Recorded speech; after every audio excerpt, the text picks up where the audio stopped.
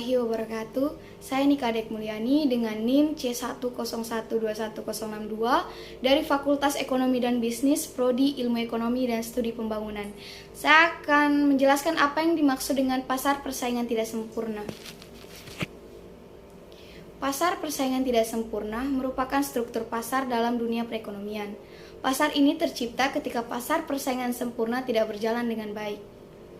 Jika pasar persaingan sempurna mencerminkan kondisi di mana penjual dan pembeli hadir dalam jumlah besar, maka lain halnya dalam struktur pasar persaingan tidak sempurna.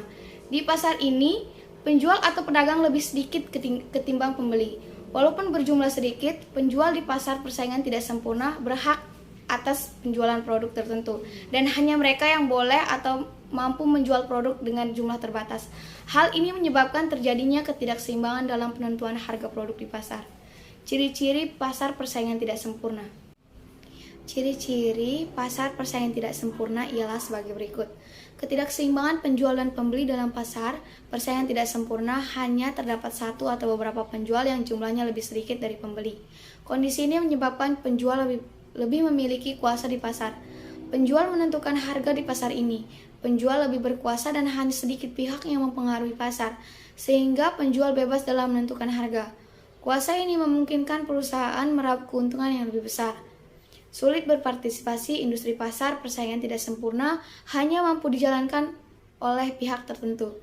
Karenanya, cukup sulit bagi penjual lain untuk berpartisipasi untuk masuk dalam memulai bisnis di pasar ini. Tidak ada barang pengganti, minimnya kebebasan untuk berpartisipasi dalam pasar membuat kesediaan atas pengganti produk dengan fungsi dan manfaat yang sama sulit dicari. Kelebihan dan kekurangan pasar persaingan tidak sempurna.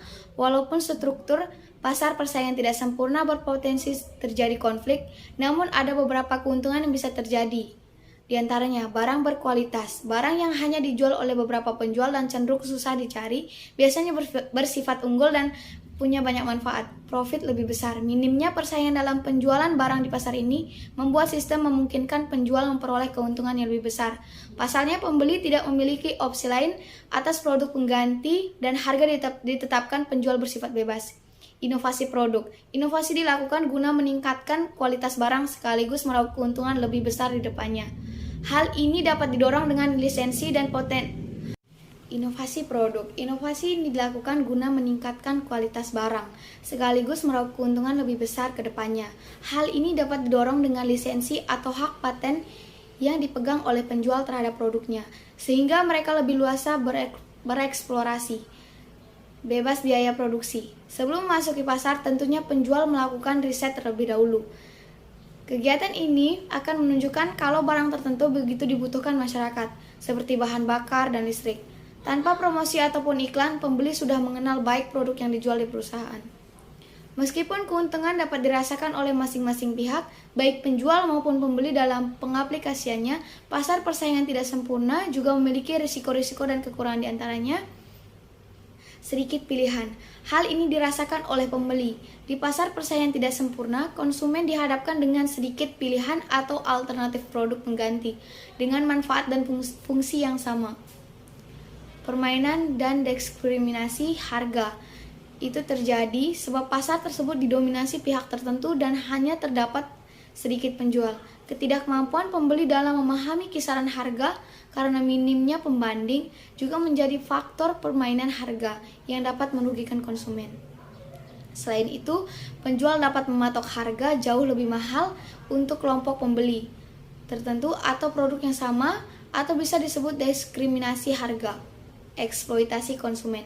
Eksploitasi konsumen.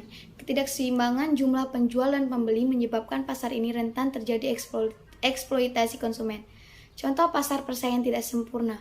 Pasar saham merupakan salah satu contoh pasar persaingan tidak sempurna, sebab harga saham bisa dipengaruhi oleh beberapa faktor, seperti pemodal yang membeli saham dalam jumlah besar, serta faktor eksternal lainnya. Selain itu, dengan adanya orang tertentu yang memiliki akses informasi lebih cepat dari investor lainnya, membuat pasar saham tergolong dalam pasar persaingan tidak sempurna. Jenis-jenis pasar persaingan tidak sempurna. Pasar persaingan tidak sempurna terdiri atas beberapa jenis, yakni pasar monopoli, oligopoli, monopolistik, monopsoni, dan pasar oligopsoni. Dari 5 jenis pasar persaingan tidak sempurna, saya akan menjelaskan oligopoli. Dikutip dari Investopedia, pasar oligopoli adalah struktur pasar dengan sejumlah kecil produsen atau pedagang di mana diantaranya pemain tersebut bisa secara signifikan mempengaruhi satu sama lain.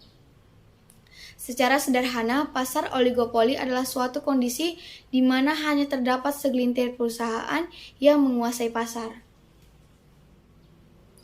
Sebagai gambaran, monopoli adalah suatu pasar yang dikuasai oleh satu perusahaan. Duopoli adalah pasar yang dikuasai oleh 2 perusahaan. Sementara pasar oligopoli adalah dikuasai oleh 2 atau lebih pedagang atau produs. Sejauh ini tidak ada batasan yang tepat jumlah perusahaan yang ada dalam pasar oligopoli.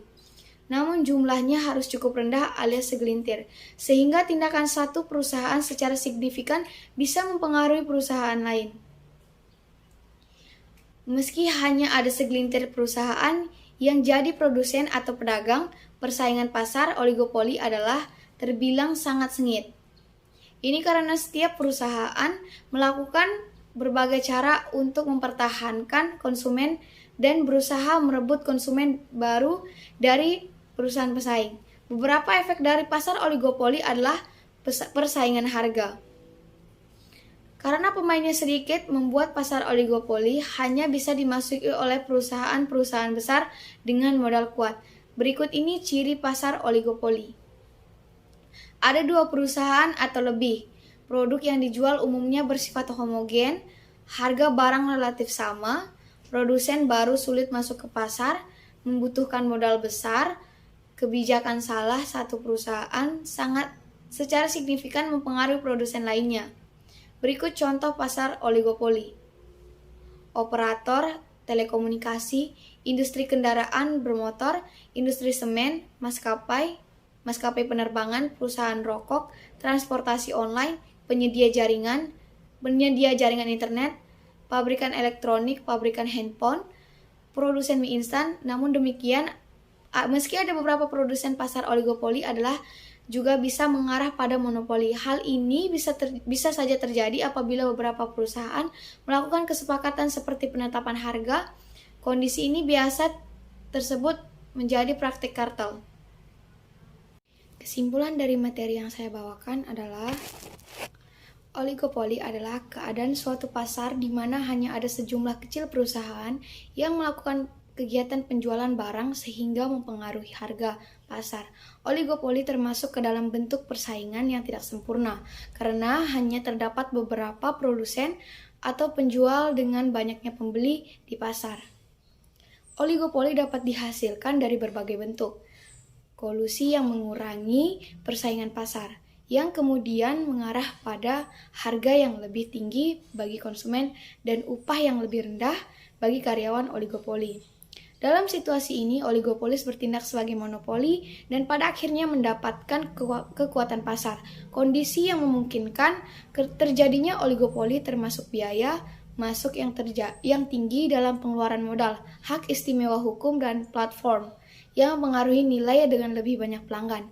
Tujuan dari pasar oligopoli ialah agar konsumen dapat memilih produk sesuai dengan keinginannya. Oleh karena itu, ini membuat peningkatan kesadaran produsen untuk memuaskan kebutuhan konsumen dan perusahaan terus melakukan inovasi dan pengembangan produk semakin lebih baik. Oligopoli biasanya memiliki 2 jenis pasar. Sekian pemaparan materi dari saya. Apabila ada kata yang salah, mohon dimaafkan. Saya akhiri dengan Assalamualaikum warahmatullahi wabarakatuh.